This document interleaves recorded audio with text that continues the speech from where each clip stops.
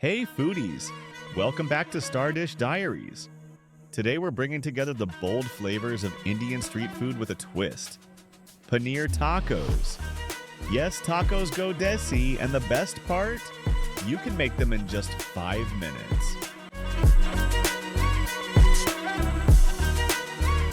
Here's what you need. 200g paneer 1 onion, chopped 1 capsicum. Green chilies, optional if you like it hot.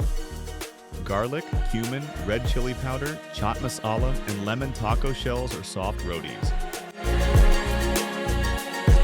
In a pan, heat some oil and toss in chopped garlic. Add onions, chilies, capsicum, and sauté. Now, throw in the paneer and season with cumin, red chili powder, chaat masala, and a squeeze of lemon. Let that cook for 3-4 minutes until it's golden and full of flavor. Now the fun part, building our tacos. Take your taco shell or roti, add the spicy paneer filling, top with cabbage or lettuce, drizzle with mint chutney, and finish with a bit of curd or mayo. For that perfect street style vibe, top it off with fresh coriander and some crushed sev or papdi for crunch. And there you have it, Indian street style paneer tacos.